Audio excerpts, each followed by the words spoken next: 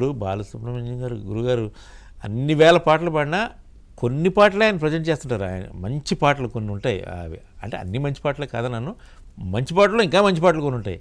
అందుకే ఎక్కువ వాటినే ఎక్కువ ఫోకస్ చేస్తూ, అంటే మనం కూడా విని విని విని విని వాటితో ప్రయాణం చేసి ఉంటామండి చాలా పాటలతో.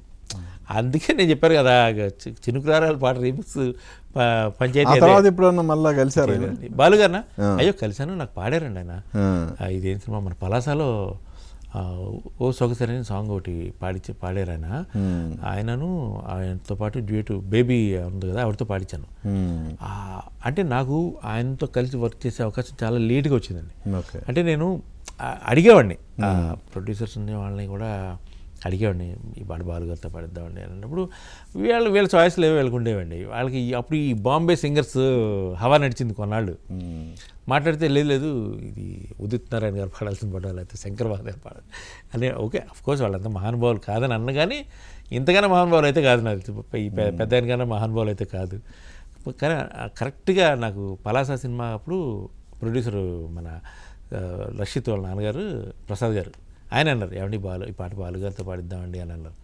అయ్యో అద్భుతం సార్, అయితే రెట్రో స్టైలు మంచి ఒక ఇది అప్పుడు ఆ స్టైల్ చేసాం సాంగ్ అది. ఓ సొగసరి ప్రియలాహిరి సోనిదని నాని తనా, నువ్వే రమ్మంటావు వస్తే పొమ్మంటావు కానీ నన్ను నాని తనా నానా.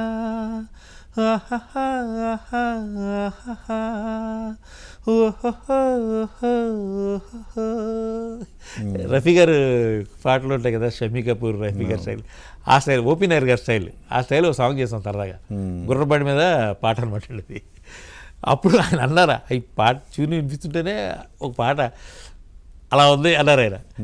థ్యాంక్ యూ గురుగారు అన్నాక అప్పుడు ట్రాక్ పంపించేసండి, నేను చెన్నైలో పాడి పంపించేస్తాను. అప్పుడు ఆయన ఏంటంటే ఇంట్లో ఒక స్టూడియో పెట్టుకున్నారండి ఆయన. కరెక్ట్గా అప్పుడే కోవిడ్ వేవ్ స్టార్ట్ అవుతూ ఉంది.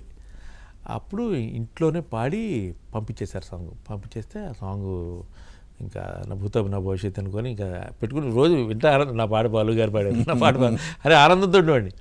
ఓ మెసేజ్ ఒక రోజు నాకు, ఏమండి నేను పాట పంపించాను కదా, ఆ పాట ఎలా ఉందో చెప్పలేదేంటి మీరు అంటే, నేను గురుగారు మీ పాట ఎలా ఉందో చెప్పేంత సీన్ నాకు ఉందంటారా అని నేను ఒక వాయిస్ మెసేజ్ పెట్టాను. నవ్వుతూ పెడితే, అలా కాదండి, చిన్నవాడైనా పెద్దవాడైనా నాకు పాట నేర్పేవాడు గురువుతో సమానం, నాకు పాట ఇచ్చేవాడు. అందుకే మీరు అభిప్రాయం చెప్పకపోతే నేను పాట బాగా పాడలేదేమోనని ఫీల్ అవుతాను. నా వల్ల కదండి మీతో అనుకోని, అంటే అంత సంస్కారం అండి. అసలు ఆ పాట పాడుతూ కూడా మధ్యలో 2 సార్లు ఫోన్ చేశారు నాకు ఆయన. చేసి ఒక చిన్న నోట్ దగ్గర, ఇప్పుడు మీరు ట్రాక్లో మీరు ఈ నోట్ పాడారు, ఆవిడేమో ఆ నోట్ పాడింది, ఇప్పుడు ఇందులో నేను ఏది పాడాలంటారు. అందుకే రా బాబు మీరు, ఆయన మహానుభావుడు, ఊరికే ఎవరు కదా సార్ గొప్పవాళ్ళు ఎవరైనా.